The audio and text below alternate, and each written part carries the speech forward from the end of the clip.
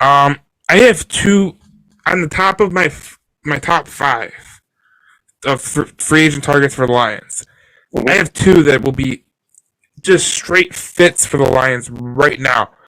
And they're Dan Campbell type players. And if Aaron Glenn's here, he's going to be all for it because when he was in New Orleans, they did the same exact thing with a certain linebacker, Demario Davis, and he was a little bit aging. He was not aging, but he was there's this misnomer out there where you have a linebacker that's going he's turning 28 or 29 or 30. People love to say he's on the wrong side of his career, but no one mentions the fact that two of the top three um, guys at the linebacker position per Pro Football Focus. And listen, I don't like Pro Football Focus, but they actually do some good stuff about the linebackers and corners and wide receivers and stuff like that. But two of them were over 30. So just keep Yep. that in And I mind. know that, I know the two. And if you're going to say that you want one of them, I won't spoil it. But I know the two. Well, one's Bobby Wagner, and he's not going Yeah, anywhere. and And then LD is the other. the other one is my number one guy to get, Lavante David. Yes, sir. And here's why people talk about Lavante David. He doesn't have the speed that he once had. I'm not even worried about the speed. Like the play recognition, like you can get the speed can go, but if you still have the recognition for the plays that you're analyzing, Bobby Wagner does it best. He doesn't have the same speed he once had, and he's still a great linebacker with the LA Rams. He was number one linebacker in Pro Football Focus. So I don't look at speed like obviously you would love to have a linebacker that has total speed, but you could have a linebacker that has total speed and he's a total bum like Devin Bush. And I've seen someone saying that they want Devin Bush. I'm like, bro, this isn't the same guy that played at Michigan. Like, if he didn't make it with the Steelers, like the Steelers are one of they need middle linebackers right now. And Look, Devin, the average value on them, the market value is $3 million.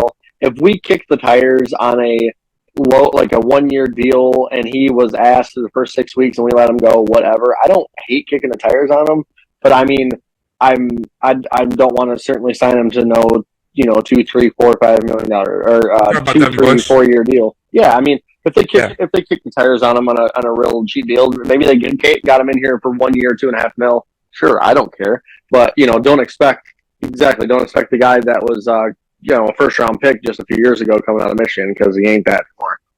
and the Buccaneers they can't re-sign Lavante David because they got Devin White. They're gonna have to re-sign him, but they're in major cap hell right now, so they have to get shed some payroll and Lavante David is obviously going to be one of those guys that they can't keep because of the cap.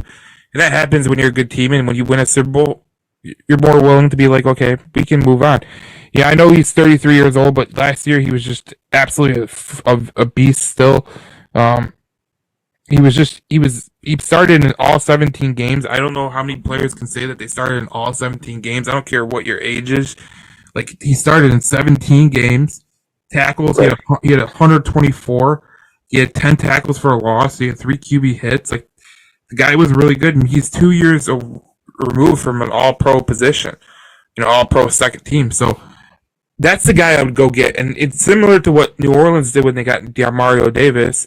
Was they got Demario Davis, they built their core around him. You could take Lavante David into that Allen Park facility right now, give him a 2 year contract, $10 million each, and just let it ride and say, listen, you're a team captain, you're a team leader in the defense, and whatever you say goes. And these linebackers in the room that are younger than you, they're gonna totally respect your body of work. And I think that if you're a pro, if you're a player, whenever there's one of these guys comes in that's really freaking good at his position, like it doesn't matter what you think of LeBron James. When he comes into a position where like he's new to a team, these players like freaking love playing for this guy because he's one of the best in the game. The same thing with Tom Brady. When Tom Brady went to Tampa Bay, he instantly took over that room because he's a polarizing leader, true leader, and that's what he does. Well, look, there's reasons, and I love Lavonte David as a player too. You need veterans in your linebacker room, and he's a damn good player. And I still think you can get really top tier production at least for the next 2 to 3 seasons. I mean, linebackers do generally. honestly, if you look at the really good ones, they don't start to slow down till like 35, 36 if you're a really good one, because usually they find a way to stay relevant by kind of mixing up their role. I mean, there's some linebackers that certainly slow down plenty of time before then, but the really good ones, it seems like they find a way to stay relevant at 33, 34, 35. And so I think you can still get about 2 years, of really solid production from him. And that kind of pairs up with another one of my favorites, and I know kind of one of your favorites as well, is Jamel Dean from the Bucks. And the reason I say this stuff, man, is you guys got to think about the business side of things. So, I'm just I know that full disclosure. I'm gonna cut you off for a minute. That's my second one, so you can go roll into it. Yeah, no, he's a beast, man. I love Jamel Dean. The thing I want to bring up and talk about is that if you look at the projected cap space for next year, right, and you take a look at everything, you got the bottom three teams are the Jags at negative 32 million, the Bucks at negative 55 million, and the Saints at negative 57 million. I mean, you're gonna have to. I know like salary cap can kind of seem like a myth at times, and that. And this is after the 16 mil cap increase, by the way.